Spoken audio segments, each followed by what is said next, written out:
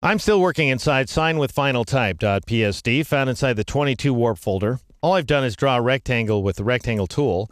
I've applied that water style that we created in the previous chapter, and then I went ahead and restored the fill value to 100%.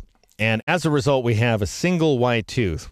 In this exercise, we need to duplicate that tooth to create 2 rows of 6 teeth each. And then we're going to take all of those teeth and we're going to flatten the teeth and the layer effects all together. We're going to merge them into a single pixel-based layer. And that will make for a much more predictable effect when we warp the teeth into a smile. So for starters here, I'm going to zoom in on this tooth so that we're seeing it at the 100% zoom ratio. And I'm going to switch to my black arrow tool by clicking on it or pressing the A key for arrow, of course. And then I'll click on the path outline to make it active. So you'll need to be seeing your path outline for the tooth layer, which means that the vector mask thumbnail here inside the layers panel has to have a heavy outline around it. All right, now I want to go ahead and move and clone this tooth. And you may recall dimly, if you've been with me for a while here, back in chapter 10 when we were talking about layers in the fundamentals portion of this series, I shared with you a trick for both transforming and cloning a layer at the same time.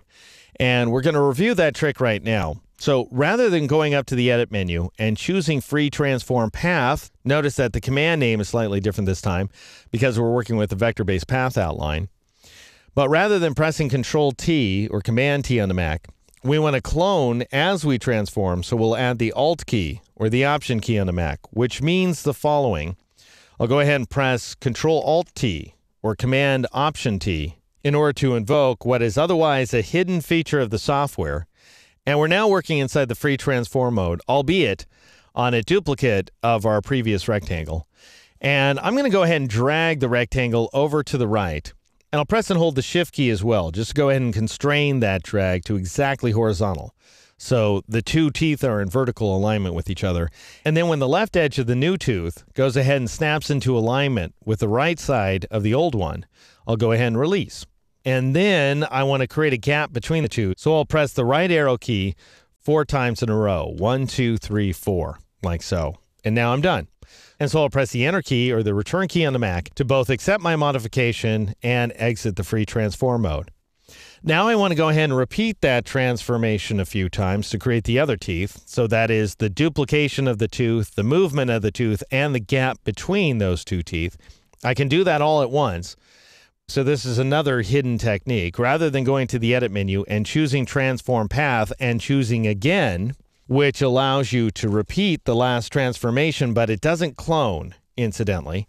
And notice it has a keyboard shortcut of Control-Shift-T or Command-Shift-T on the Mac. We need to add Alt or Option to that one as well. So you escape out of the menu and you go ahead and mash your fist on the modifier keys. You press Control-Shift-Alt-T or Command-Shift-Option-T on the Mac. And you'll want to do that a total of 4 times, like so that we have a complete set of 6 teeth.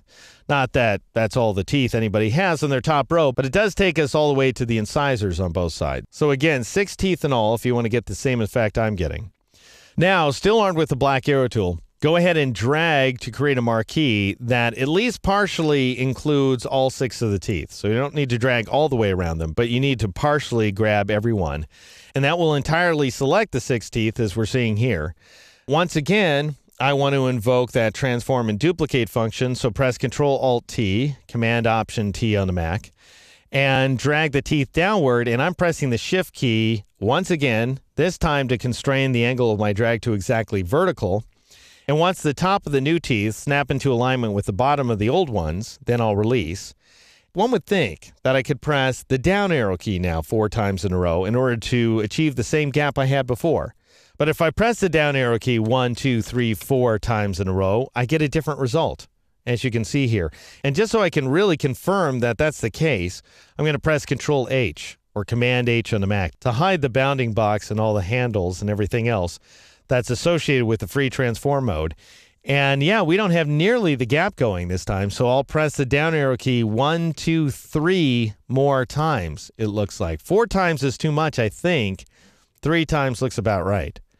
What's interesting about this is I'm still in the free transform mode, and I can still take advantage of those handles even though they're invisible. Check this out. If I drag the bottom right corner handle, I scale the teeth. And Photoshop may or may not keep up with your drag. It may not show you the results of your transformation until after your release. Anyway, I'm going to press Control-Z or Command-Z on the Mac to undo that maneuver. You can even press and hold the Control key or the Command key on the Mac and drag that invisible corner handle in order to apply a perspective style distortion. Very handy, actually, because you can keep absolute track of what's going on inside your image. Anyway, Control-Z, Command-Z on the Mac. I don't want to apply any distortions to these teeth, not right now anyway. I just want to get them aligned. They look right. I think this is good. So I'm going to press the Enter key or the Return key on the Mac in order to apply that transformation and exit the free transform mode. All right, so we've got all of our teeth, and we might as well rename this layer right here that's called tooth. We might as well call it teeth instead.